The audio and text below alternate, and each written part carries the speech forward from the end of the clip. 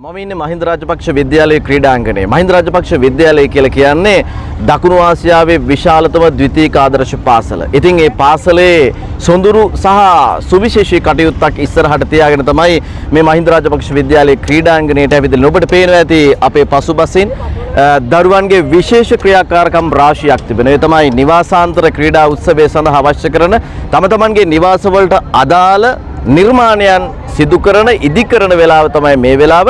ඉතින් ඒ අවස්ථාවේදී අපි විශේෂයෙන් මතක් කරන්නට ඕනේ වැඩිම දරු ප්‍රමාණයක් ලංකාවේ ඉගෙන ගන්න තැන ක්‍රීඩා කරන තැන 11 වෙනිදා ලබනවා මේ මාසේ 11 වෙනිදා සුවිශේෂී වැඩක් වෙන්නට යන්නේ. ඒ තමයි නිවාසාන්තර ක්‍රීඩා උත්සවය. ඉතින් නිවාසාන්තර ක්‍රීඩා උත්සවයක් කියන්නේ ලොකු වැඩක්. විදුහල්පතිතුමාට, ඒ වගේම ක්‍රීඩා බාහිර ආචාර්යවරුන්ට, ඒ වගේම නිවාස බාහිර ආචාර්යවරුන්ට, දරුවන්ට මේ හැමදෙනාටම ලොකු වැඩ කොටසක් කරන්න තිබෙනවා. ඉතින් ලස්සන වැඩක් වෙන්න යන්නේ. මේ පිළිබඳව විශේෂයෙන් අහගන්න, දැනගන්න අපිත් එක්ක ඉන්නවා මහින්ද රාජපක්ෂ විද්‍යාලයේ ක්‍රීඩාංශ බාර සහකාර විදුහල්පතිතුමා සුරංග සම්පත් අමරසිංහ මැතිතුමනි අපිට කියන්න සර් අපිට කියන්න මොකද වෙන්නේ 11 වෙනිදා ලොකු වැඩක් ක්ලාස් කරගෙන යනවා ළමයි බොහොම ලස්සනට අපූර්වට වැඩේ කරගෙන යනවා මම හිතන්නේ ලංකාවේ විශිෂ්ටතම වැඩක් බලා ගන්න පුළුවන් අපිට කියන්න විස්තර මොකද වෙන්නේ අනිවාර්යයෙන්ම අපේ නිවාසාන්තර ක්‍රීඩා උළෙල රයිස් ඔෆ් මෙරු ස්ටාර්ස් කියලා තමයි අපි නම් කරන්නේ අපේ නිවාසාන්තර ක්‍රීඩා උළෙල මේක දැන් මාසේ එකමාරක් දෙකක් විතර කාලයක් පුරා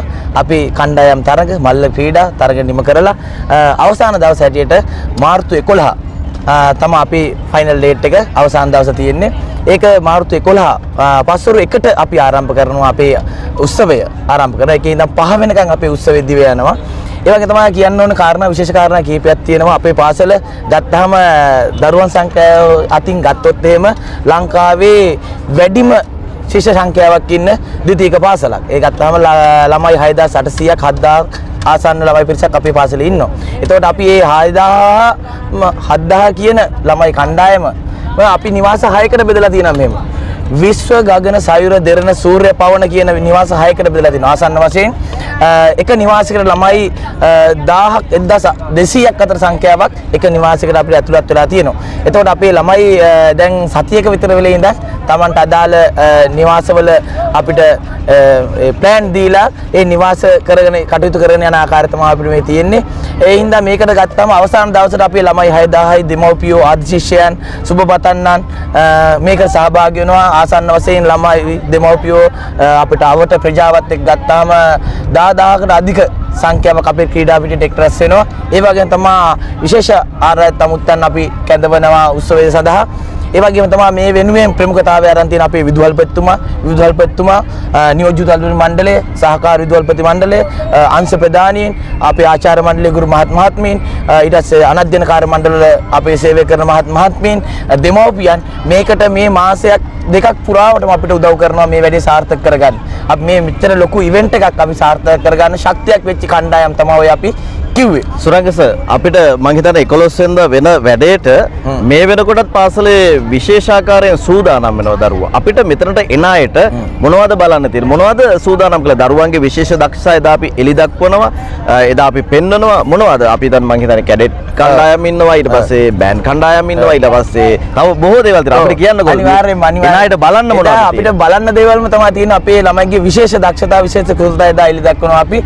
විශේෂයෙන්ම බෑන්ඩ් කණ්ඩායම් 3ක් අපරදිග පෙරදිග බෑන්ඩ් කණ්ඩායම් 3ක් අපේ ශිෂ්‍යපට බාල කණ්ඩායම් 5ක් ඉන්නවා. බාලිකාවන් ඒ බාලිකාවන් ඒ කණ්ඩායම් 5ම එක්කහුලා මේකේ ඝනසාර සංදර්ශන පෙන්වනවා. ඒ වගේම තමයි විශේෂයෙන්ම කියන්න ඕනේ 8 වසර සරම සංදර්ශන සඳහා ළමයි 736ක් සහභාගී වෙන ලොකු සංදර්ශනයක් තියෙනවා. ඒ වගේම තමයි වූසු ජිම්නාස්ටික් කරාටි වල ක්‍රීඩා සංදර්ශන තියෙනවා. ඒ වගේම තමයි අපේ ක්‍රීඩකයන්ගේ දක්ෂතාවක රිලේ තරඟ තියෙනවා.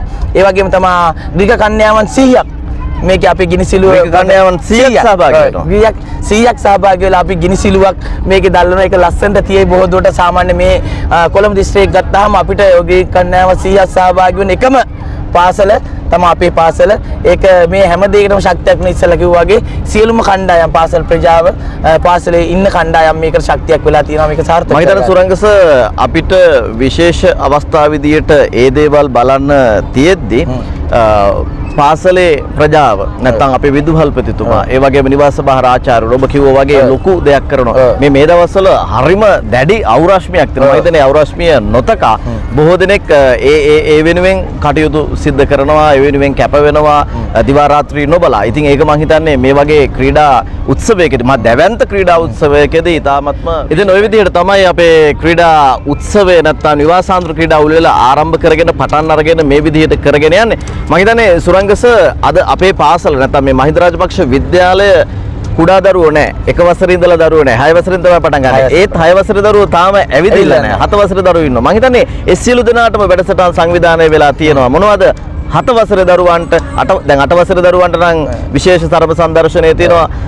මොකද 7 වසර දරුවන්ට 7 වසර දරුවන්ගෙන් අපි කියනවා ආරම්භ ප්‍රකාශයට ගුණට බැලුම් බෝල 736ක් මුදා හරිනවා අපි. විදුහල්පතිතුමාගේ ආරම්භ ප්‍රකාශය කරපු ගාම හරියට මේ ග්‍රවුන්ඩ් එක වටේටම ඒ ළමයි ස්ථානගත කරලා ඒ ළමයිගේ සුරතින් ගුණට මුදා හරිනවා බැලුම් බෝල 736ක්. මට ඒ අවස්ථාවන් මැවිලා පේනවා මේ වෙලාවෙත් කොච්චර ලස්සනට මම හිතන්නේ පිටිපන මහින්ද රාජපක්ෂ විද්‍යාලය නැත්නම් හෝමාගම මහින්ද රාජපක්ෂ විද්‍යාලය මේ භූමියට හරිම ආදර්ශයක් සහ ආශිර්වාදයක්. ඉතින් පුදුම ලස්සනට මේ වැඩසටහන තිබේවි. කොහොමද ආරාධිත පාසල් සම්බන්ධයෙන් ආරාධනා කරලා තියෙනවද? ඒක මොනවා හරි සම්බන්ධ වෙනවද? අනිවාර්යෙන්. අපි ආරාධිත පාසල් වලට මේ ආවට තියෙන පාසල් 30කට ආරාධනා කරන විදුහල්පතිවරුන්ට සහ අපිට රිලේ කණ්ඩායම් අපි ආරාධනා කරලා තියෙනවා. ඒ කට්ටියත් මේකට සහභාගී වෙනවා. ආවට පාසල් වල ප්‍රජාවට අපිට ආරාධනා පත්‍ර දීලා තියෙනවා විදුහල්පතිවරුන්ට. ඒ වගේම තමයි ක්‍රීඩා භාර ගුරුවරුන්ට තමන්ට අදාළ රිලේ කණ්ඩායමත් අරගෙන අපේ පාසලට පැමිණෙන්න කියලා තියෙනවා. අපි ඒකට තමන්ට වටිනාකමක් තියෙන තෑග්ගක් ලබා දෙනවා සියලුම කණ්ඩායම් වලට. ප්‍රථම ස්ථාන, දෙවන ස්ථාන, තෙවන ස්ථාන ගන්න කණ්ඩායම් ත්‍රිත්වයටම අපි තෑගි ලබා දෙනවා. ඒ වගේම තමයි අපේ ගුරුවරුන්ගේ මර්තන්තර මේ රිලේ තරංගයක් තියෙනවා. අනධ්‍යයන කාර්ය මණ්ඩලය තියෙනවා. ආශිෂ්‍යයන්ගේ තියෙනවා. ඒතකොට ඒ කට්ටියටත් ඒ ප්‍රථම ස්ථාන, දෙවන ස්ථාන, තෙවන ස්ථාන ස්ථාන වලට විශේෂයෙන්ම මතක් කරන්න ඕනේ සර් මේ අපේ විදුහල්පතිතුමා ගත්තාම දැන් මේ ළමයි පුහුණු වීම කරනවා. අපි මේ වගේ පෙර පුහුණු වීම කරනවා. ඒ කරන සෑම අවස්ථාවකදීම ක්‍රීඩා පිටියට ඇවිල්ලා මේ අවුවේ සර්ුත් මේ ළමයි එක්කම මේ වගේ සහභාගී වෙනවා. මේවා නිරීක්ෂණය කරනවා. මේවා අධීක්ෂණය කරනවා. අවශ්‍යතාවයන් හොයලා බලනවා. ඒවට ප්‍රතිපූර්ණයක් දෙනවා. ඒ හින්දා විශේෂයෙන් මතක් කරන්න ඕනේ මේ වගේ දැවැන්ත වැඩක් කරන්න මේ වගේ නියමුවෙක් හම්බෙච්ච එක ගැන ඇත්තටම අපි සතුටු වෙනවා. ඒ හින්දා තමයි අපිට මේ වගේ දැවැන්ත වැඩක් සංවිධානය කරගෙන සාර්ථක කරගන්න. සහකාර විදුහල්පතිතුමනි අපිට ගුරුවරුන්ගේ සහාය අත්‍යවශ්‍යයි මේ වගේ වැඩකදී. මේ වගේ වැඩකදී ගුරුවරුන්ගේ සහාය අත්‍යවශ්‍ය වෙන්නේ මේ වගේ තැනකදී වැඩිම දරුවන් පිරිසක්, වැඩිම ඉවෙන්ට් ප්‍රමාණයක්, වැඩිම ප්‍රමාණයකට නැත්නම් අවස්ථා ප්‍රමාණයකට දරුවන්ව සංවිධානය කරද්දී ලොකු වැඩ කටයුත්තක් තියෙනවා. ඒකෙදී ගුරු මණ්ඩලයත් විශේෂයෙන්ම ක්‍රීඩා භාර ආචාර්යවරුන්ගේ සහභාගීත්වයත් මේ හැම එකක්ම තියෙනවා. කොහොමද ඔබතුමාට ලැබෙන සහයෝගය ගුරු මණ්ඩලය සහ ක්‍රීඩා භාර ආචාර්යවරුන්? ඇත්ත වශයෙන්ම කියනවා නම් අපේ ගුරු මණ්ඩලය මේක නිවාසයකට ගුරුවරු 40 ගාන. ගුරු කණ්ඩායමක් අපේ ටීචර්ස්ලා 40ක් ඉන්නවා හැම නිවාසයකට. ඒවත් මේකේ ඉන්නවා නිවාස භාර ගුරුවරයෙක් ඉන්නවා, සහාය භාර නිවාස භාර ගුරුවරු ඉන්නවා. අපි එහෙම කණ්ඩායම් පත් කරලා එක නිවාසයක 40 ගාන ඉන්නවා. විශේෂයෙන්ම මතක් කරන්න ඕන කාරණාවක් තියෙනවා අපේ ක්‍රීඩාංශයේ ගුරු මහත්මයාත්. මේ දැවැන්ත වැඩසටහන පුරාවටම දැන් මේ මාස 2-3ක් පුරාවටම ඒ ක්‍රීඩාංශයේ තියෙන ශක්තිය ගුරුවරුන්ගේ තියෙන ක්‍රීඩා භාර ගුරුවරුන්ගේ තියෙන ශක්තියත් එක්ක තමයි මේ දේවල් සියල්ල සංවිධානය වෙන්නේ. ඒ කට්ටිය සංවිධාන ශක්තියත් එක්කම අපේ පාසලේ ගුරුවරුන්ගේ අනධ්‍යයන කාර්ය මණ්ඩලයේ ස්වාමීන් වහන්සේලාගේ ඒ වගේම විශේෂයෙන් මතක් කරන විදුහල්පතිතුමාගේ නියෝජිත මණ්ඩලයේ මේ සියලු දෙනාගේ ශක්තියින් එක්ක තමයි අපි මේ මෙච්චර මේ දැවැන්ත වැඩක් සංවිධානය කරලා අපි ලෝකයට රටට අපි දායාද කරන්නේ. ඒ හැම දෙයක් වෙනුවෙන්ම මේකේ මාගේ හෙවණැල්ලක් වගේ ශක්තියක් වෙලා මහා තැඹක්සේ ඉන්නේ මගේ ක්‍රීඩාංශය කට්ටිය.